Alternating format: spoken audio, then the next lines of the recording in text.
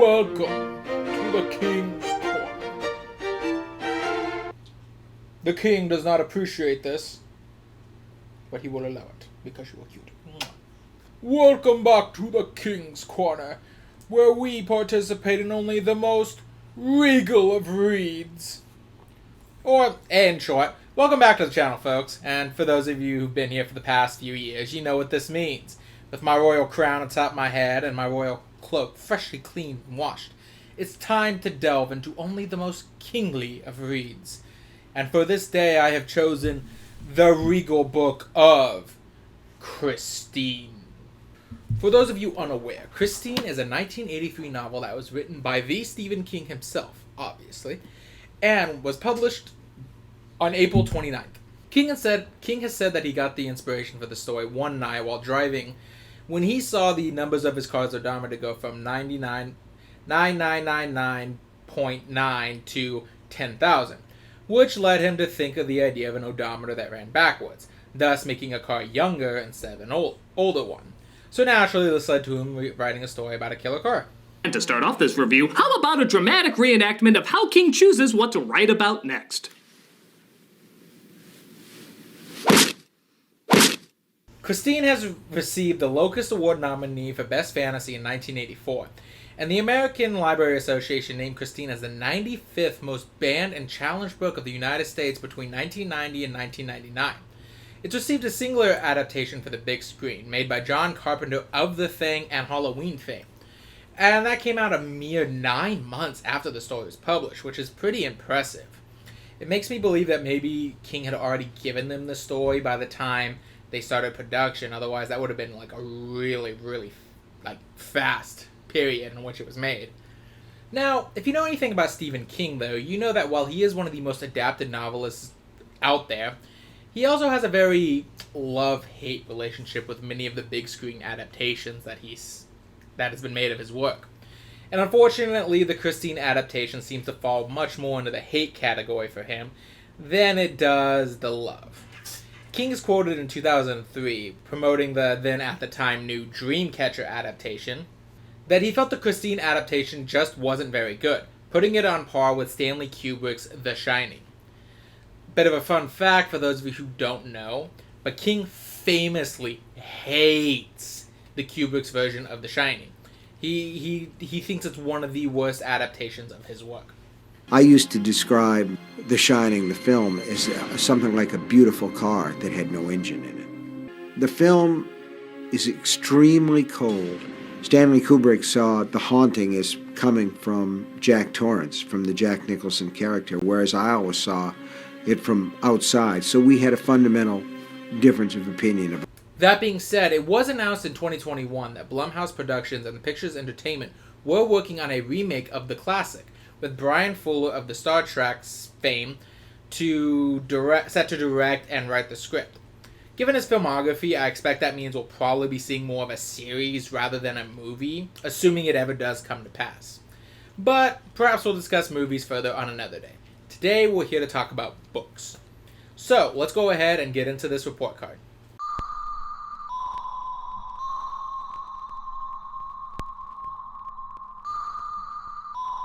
And now on to the cover.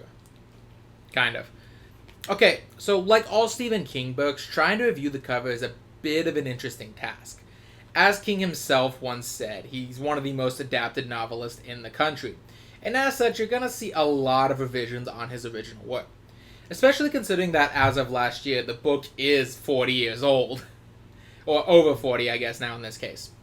The cover that I have, personally, I find is pretty nice and simple. You got the black background, the skull atop of the words Christine, which are a nice, chrome white with the red on there, clearly meant to emulate the titular car's color scheme, all while seemingly zooming forward off into the distance. The skull gives it a nice eerie look. Christine is nice and stylized. It's a very good cover in my opinion. It also speaks pretty well to some of the twists that go on in the story. But it doesn't become obvious until you look back on it and think, oh, that's what this was trying to tell me. It's one of the covers that I very much enjoy. That being said, a lot of the various covers of this book do tend to emphasize the titular car herself, Christine, with the 58 Plymouth often the focal point of the cover, if not the entirety of the cover. It's often bearing down on the reader or being caught from the back, like she just plowed into you and you're just falling down to the earth one final time, catching a fleeting glimpse of her before you hit the asphalt. Before having read the book, I would have said that these covers were ultimately much more fitting of the work, but I think with full knowledge of what's in the book, I think this one kind of takes it. The cover I have, I think so far is the best. Mind you, I'm not sure I've seen every single cover, so take that with a grain of salt. But just for funsies, I personally think that this is one of the worst covers of the books that I did find. It's not that it's terrible, it just looks like they cut it out of a car magazine, trimmed out the scantily clad woman who was no doubt lounging atop it, and then slapped it on a book cover.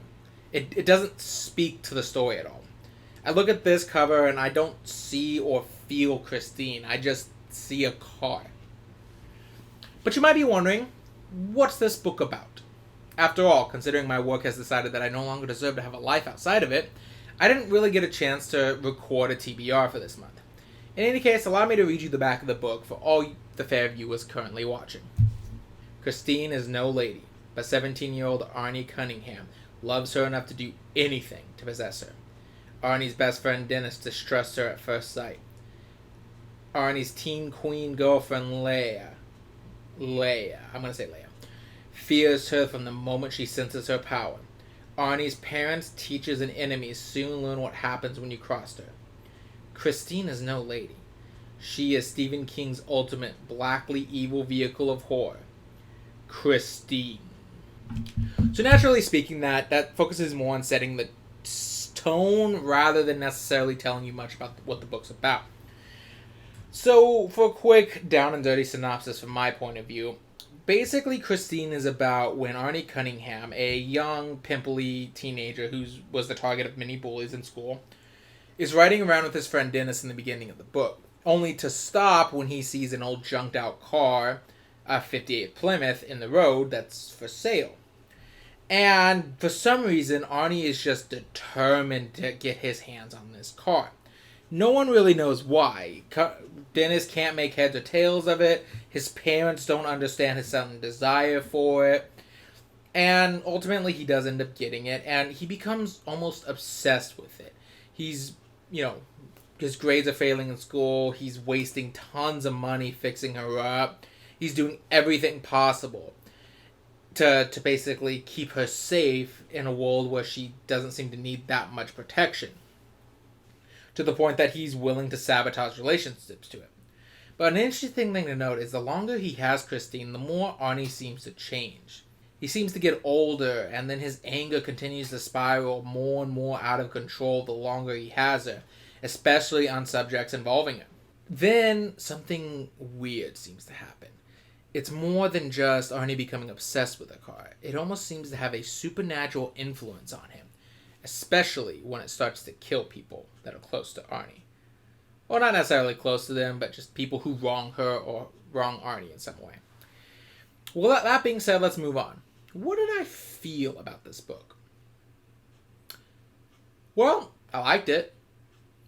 But I don't think I would say I loved it as much as Firestarter, which still stands as one of my favorite King books of all time. But I think I would put it just above Dead Zone in terms of overall enjoyment. Funny enough, we all have that one King book we really wanted to read, and for some reason, Christine was always mine, oddly enough. I own many of King's best works out there, but Christine was that one book that I not only always wanted to own, but I wanted to read more than any of them. And I don't think I could really tell you why. It was just one of those, I wanted to read that one. So, and I'm glad to say that the hype didn't ruin the book for me when I finally did get it. I really did enjoy this book. I liked the characters of Dennis Gilder, I liked Arnie Cunningham, I liked Leia Cabot. And I find them all great characters, along with the various side characters like Arnie's parents, Michael and Regina.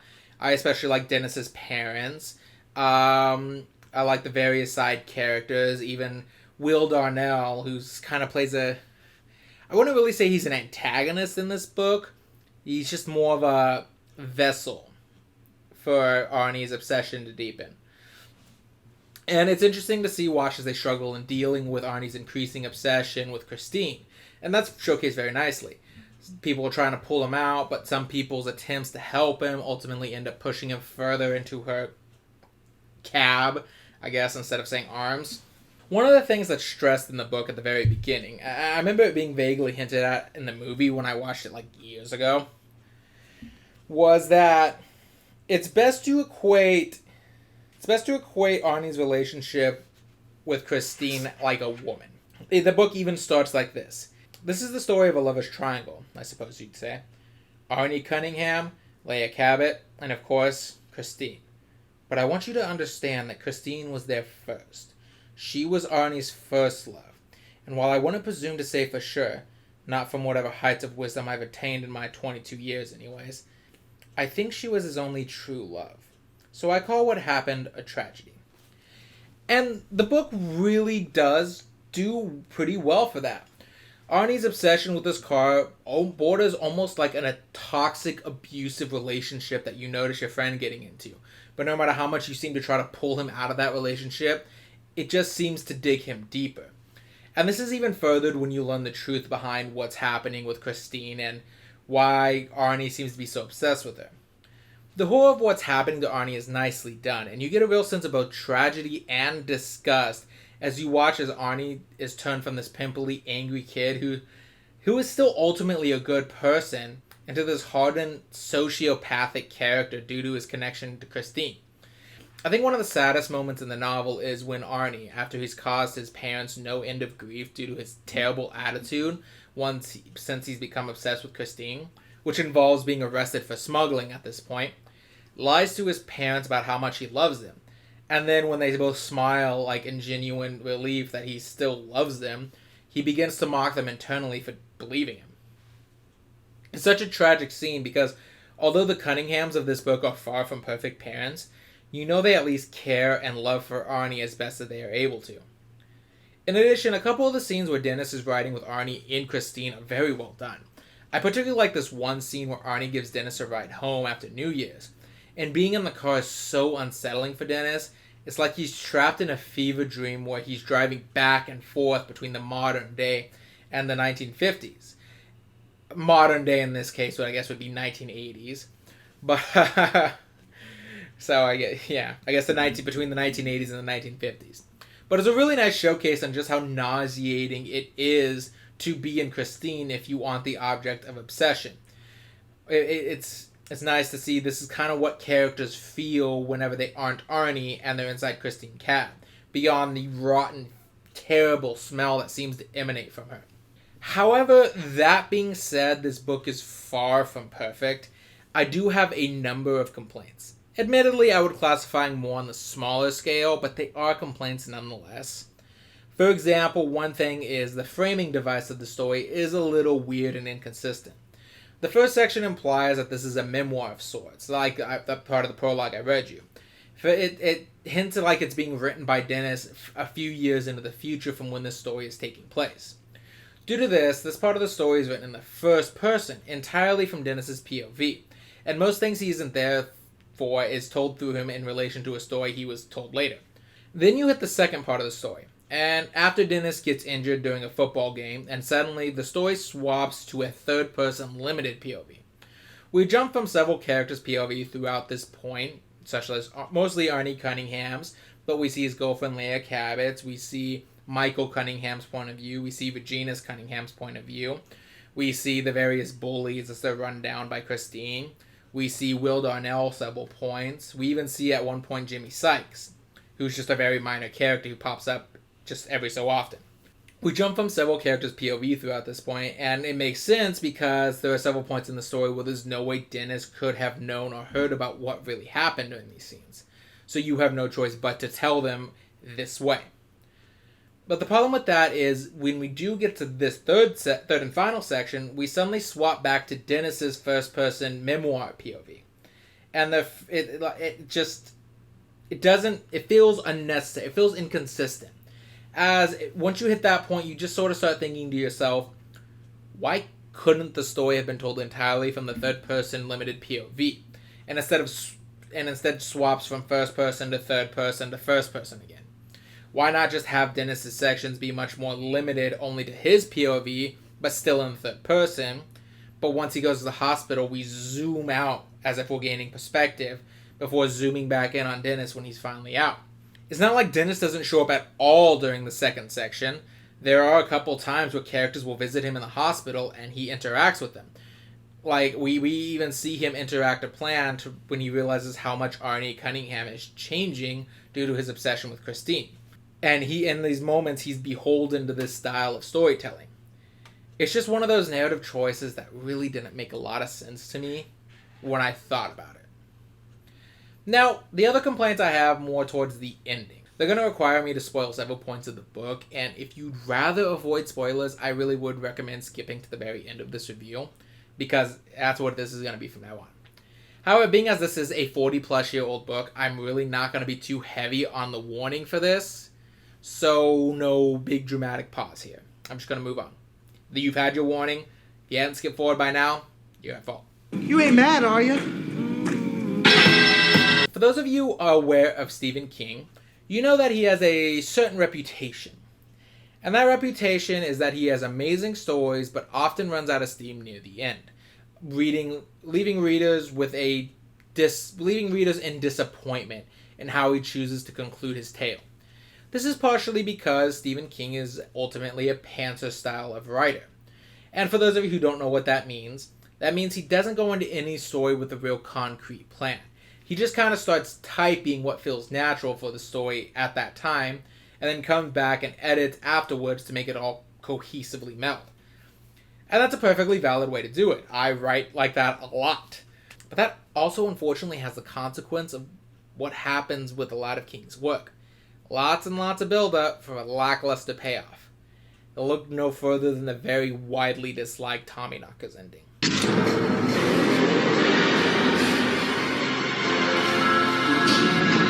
And I will go on record and say Christine's ending is far from the worst of King's work in this regard specifically. However, there are several points where certain things feel like they're just happening because King decided that's what happened. For example, when Dennis and Leia set a trap for Christine to destroy her, one of the first things they do is remove their families from the equation so Christine and LeBay cannot go further after them.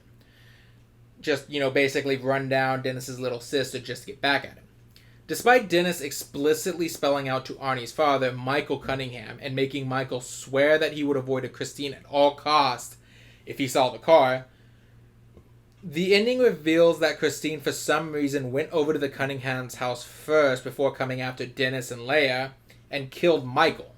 And for a number of reasons, this doesn't really make a lot of sense. The first is that the car had no real reason at this point to go after Michael over Dennis and Leia. At this point, Christine and LeBay had been very reactionary, going after people who pissed them off or might screw them over because of the situation they're in.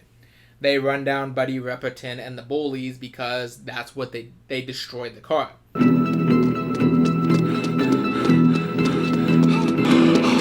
They run down Will Darnell because what he knows about the car could ultimately destroy them. They run down Junkins, the cop, because although Junkins isn't going to put together the fact that the car is driving itself to go kill people, he is on to something and knows something's wrong. So ultimately, there was a reason for each one of Christine's kills, a very clear reason. But for some reason, it goes after Michael Cunningham first. But like I said, basically it went after people who pissed them off or might have screwed them over. Michael Cunningham was neither at this moment, because in Arnie's mind, Leia was cheating on him with Dennis, and Dennis had flat out forced a confrontation with Arnie just hours before in order to piss him off and cause him to come after him. So at this point, there was no reason to prioritize killing Michael Cunningham over these two. So when Christine rolls into the final confrontation with Michael Cunningham already dead in her cab, it just sort of feels like he was killed because King was like, ooh, I need to tie this whole family dynamic in a little knot here. I can't leave it open-ended. So Michael dies. There we go. But the problem with this is the death feels very unearned and even out of character for our villains to do. But I suppose I should quickly go into this real quick, because another issue I had with this is the bad guy is a little confused. Now, it's kind of hard to really blame the back of the book for it because it is kind of a twist. But it's the reveal that I'm not sure how much of Christine is actually a supernatural evil and how much of it is just Roland LeBay, her previous owner, being in control. Because it's revealed later on that Arnie isn't changing. He's literally being possessed by the spirit of Roland LeBay after he dies. And all these actions that Arnie's doing is basically slowly turning him into LeBay again. He gets LeBay's back pain. He starts using all of LeBay's, like, I can't say them here at all, trust me. Very big product of its time. I cannot say a lot of the things in this book. But he's basically turning into LeBay. And it's flat out stated that Christine isn't driving herself so much as LeBay's spirit is returning and driving Christine. So it ultimately gets really confusing with how much we're supposed to see. How much is it LeBay spirit doing all this? And how much of it is Christine as an actual evil supernatural entity doing this? Show me.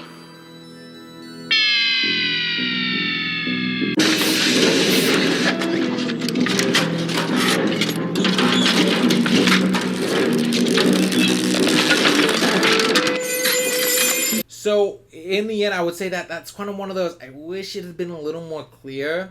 I do like the angle a little more that it's an evil car, rather than the ghost of the car's previous owner taking him over. It feels a little more original to me. I guess it's unfair to say that because it is 1980s, but... So, yeah, I wanted to bring that up. Finally, but what the third issue I have is with the ending, because, okay, quick recommendation from me, if you ever do decide to read this book, just skip the epilogue.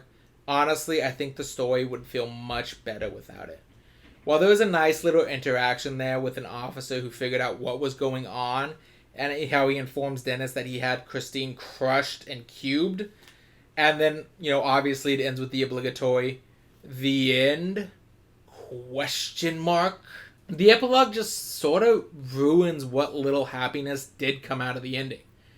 Yeah, I really appreciate learning that Leia and Dennis, who shared a lot of chemistry and worked together to destroy an evil being, ultimately break up in the end and barely interact in the future. Yeah, that's so what I wanted for these two characters. And while the books try to have a mature message in being life and death scenarios don't necessarily mean you're going to be compatible, these two characters were compatible before the scenario even happened. They even shared chemistry back when Leia was still into Arnie. It's kind of like all those movie sequels of famous movies, where the original movie ends with two characters slowly coming together over the course of the movie, and ultimately ending with the hint that they will finally live happily ever after, now that they've survived. Only for the sequel to roll in and kick me right in the nuts with the whole, and then shortly after this scene they had a big giant fight and broke up forever. And while admittedly, movies are worse since 90% of the time it's just done so they can either introduce a brand new girl to romance, or so that they can redo the exact same romantic plot again, this epilogue just has all the same energy as that retcon. And like I said, it's just one of those, just skip the epilogue. It's not important to the story. Just imagine they pushed Christine into a cuber at the end, and that's basically the best way to do it. I really did not like the epilogue. I felt it ruined what little happiness did come out of this ending. I guess admittedly though, I've never been a big fan of the whole the end ? Kind of endings that a lot of horror movies go for. But I guess, like I said, it's not even a case of that. It's just after all this time together, all the things that happen, Leia not becoming Leia Gilder, but becoming, literally, this is just how the epilogue opens. I guess if this was a made-up story, I would end up by telling you how the broken-legged knight of Darnell's garage wooed and won Lady Fair. She of pink nylon scarf and the arrogant Nordic cheekbones. But that never happened. Leia Cabot is Leia Ackerman now. She lives in Taos, New Mexico, married an IBM customer service rep. She sells Amway in her spare time. She has 2 little girls, identical twins, so I guess she probably doesn't have all that much spare time. Yeah. Satisfying ending, right? So, ultimately, I'd have to give this book about a 7 out of 10.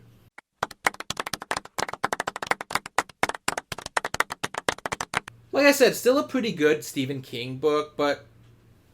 Okay. Still a pretty good Stephen King book, but ultimately I did feel that ending did bring it down quite a bit. And I will admit that it did get a little slow near the middle at times. There were several times where the character monologue, internal monologue, was just a little too lengthy than I needed to know. And there were a couple times where we were getting background details on characters that sort of like, they're not important enough for this much detail, and it's not relevant later, so I think you could have just cut this and saved us some time. I mean, it feels weird to complain about considering this is one of the smaller Stephen King books out there, but ultimately, it was a great book, but it had a bad ending. And unfortunately, that's a common thing with Stephen King, apparently. I would still recommend it for anyone that's really interested in reading it. It is still a decent book, and it actually did make me want to go out and watch the movie again. So I'm probably going to end up doing that sometime later on. Just with that being said, I guess I really don't have much else to talk about. Obviously, this book didn't deserve Mount Doom, but yeah, that's all I got. Just remember, with every book comes an adventure, and every adventure is worth having, even the bad ones. See you later, everyone.